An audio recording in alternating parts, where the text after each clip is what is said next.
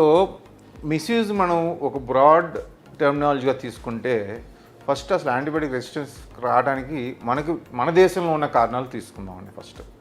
Antibiotic resistance first కారణం ఏంటంటే చిన్న జ్వరము, దగ్గు, జలుబు రాగానే అది వైరల్ ఇన్ఫెక్షన్ అయినా ఓటీసీ అంటే ఓవర్ ద కౌంటర్ మెడికల్ షాప్కి వెళ్ళి తొందరగా తగ్గిపోవాలన్న ఆతృత, తొందరగా మన పని మనం చేసుకునే ఆఫీస్కి వెళ్ళాలి, తొందరగా తగ్గుద్ది అనే ఆతృతతో యాంటీబయాటిక్స్ మెడికల్ షాప్ ఇచ్చే వాళ్ళు తీసుకుని వాడటం ఒకటి.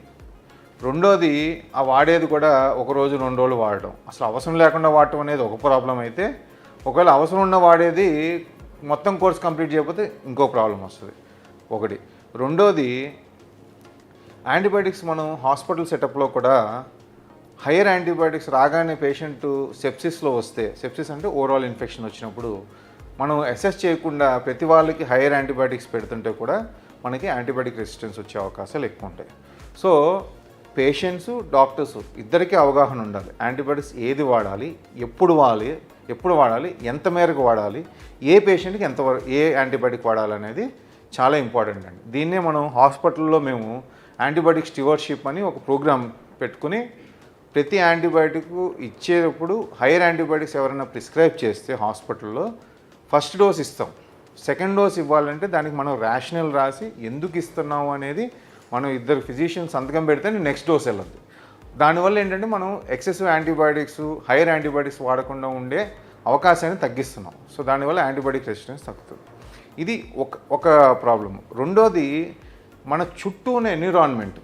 మనం ఇప్పుడు ఓన్లీ మనుషుల గురించి మాట్లాడాం, పేషెంట్స్, డాక్టర్స్, వాళ్ళ నాలెడ్జ్, అవసరం లేకపోవడం.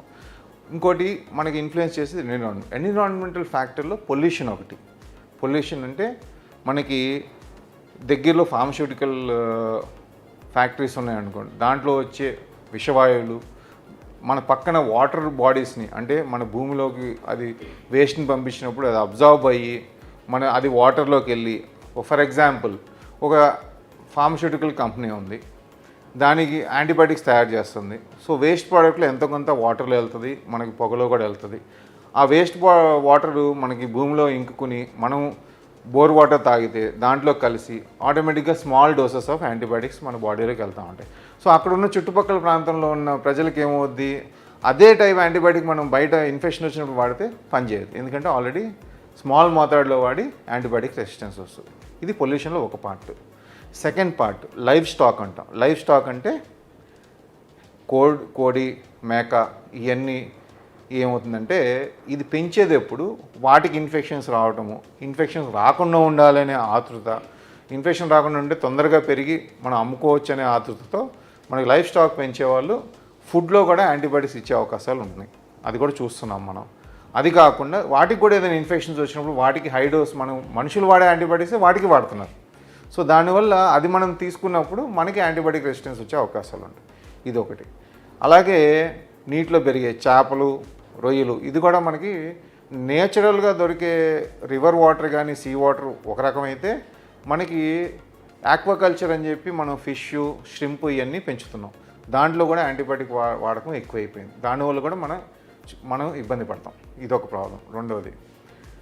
మూడోది ఈ ఎయిర్ పొల్యూషన్ వల్ల కూడా మనకి ఇమ్యూనిటీ తగ్గి యాంటీబయాటిక్స్ పనిచేసే అవకాశాలు తగ్గుతాయి, తొందరగా ఇన్ఫెక్షన్స్ వచ్చే అవకాశాలు. మల్టిపుల్ ఇన్ఫెక్షన్స్ వచ్చినప్పుడు ఏమవుద్ది, మల్టిపుల్ టైమ్స్ మనం బ్యాక్టీరియల్ ఇన్ఫెక్షన్ వచ్చి మల్టిపుల్ టైమ్స్ యాంటీబయాటిక్స్ వాడతాం. సో మనకి యాంటీబయాటిక్స్ XYZ అని మనకి బేసిక్ యాంటీబయాటిక్స్ కొన్ని, అడ్వాన్స్డ్ యాంటీబయాటిక్స్ కొన్ని, లైఫ్ సేవింగ్ యాంటీబయాటిక్స్ అని ఉంటాయి. సో ఈ లిమిటెడ్గా ఉన్నాయి. ప్రతి సంవత్సరం కొత్త యాంటీబయాటిక్స్ ఎవరు తయారు చేయట్లేదు. నెక్స్ట్ 5 ఇయర్స్లో కూడా పైప్ లైన్లో కొత్త యాంటీబయాటిక్స్ వస్తాయని ఆశ కూడా లేదు మనకి. సో ఉన్న వాటినే మనం కొన్ని రోజులు ఇది వాడి, కొన్ని రోజులు వేరేది వాడి నెట్టుకొస్తున్నాం. అలా పొల్యూషన్ వల్ల మల్టిపుల్ ఇన్ఫెక్షన్స్ వస్తే ఏమవుద్ది, మల్టిపుల్ టైమ్స్ ఆ పేషెంట్ యాంటీబయాటిక్స్ వాడాల్సి వస్తుంది. సో దానివల్ల కూడా యాంటీబయాటిక్ రెసిస్టెన్స్ వస్తుంది. సో ఇది pollution. So water pollution, factories వల్ల, లైవ్ స్టాక్ వల్ల, ఫిష్, ష్రింప్ ఫార్మింగ్లో వాడే యాంటీబయాటిక్ వల్ల, ఈ ఎన్విరాన్మెంటల్ పొల్యూషన్ వల్ల కూడా మనకి యాంటీబయాటిక్ రెసిస్టెన్స్ రావడానికి చాలా అవకాశాలు ఉన్నాయి. అది మనం చూస్తున్నాం ఇప్పుడు. కాకపోతే ఏంటంటే మన CDC, centre for drug control India, hospitals it self, societies, critical care society, physician societies కూడా యాక్టివ్గా ఇప్పుడు మేము దాని మీద ఇందాక చెప్పినట్టు మనం యాంటీబయాటిక్ స్టివర్షిప్ అనే ప్రోగ్రామ్ పెట్టుకుని యాంటీబయాటిక్స్ రెస్ట్రిక్టెడ్ యూజ్ చేస్తున్నాము, వాడకుండా చూస్తున్నాము అనవసరంగా. వాడింది కూడా మనం ఎంత తక్కువ, ఫర్ ఎగ్జాంపుల్ ఓ పేషెంట్ సెప్సిస్లో వచ్చాడు అనుకోండి, మనం హైయర్ యాంటీబయాటిక్స్ పెడతాం.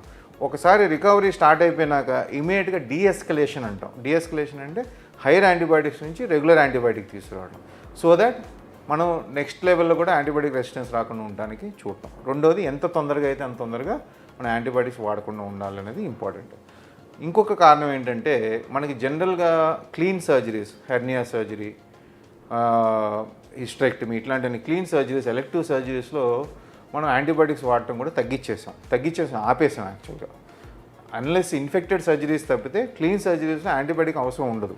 సో ఆ అవగాహన కూడా మా డాక్టర్లో పెంచుకుంటూ వస్తూ యాంటీబయాటిక్ రెసిస్టెన్స్ తగ్గడానికి ప్రయత్నం అందరూ చేస్తున్నారు. కాకపోతే ఇదొక పక్కన పేషెంట్స్, ఎన్విరాన్మెంట్ కూడా మనకి సపోర్ట్ చేయాలి. అప్పుడే అందరం కలిసి యాంటీబయాటిక్ రెసిస్టెన్స్ తగ్గించగలుగుతాం.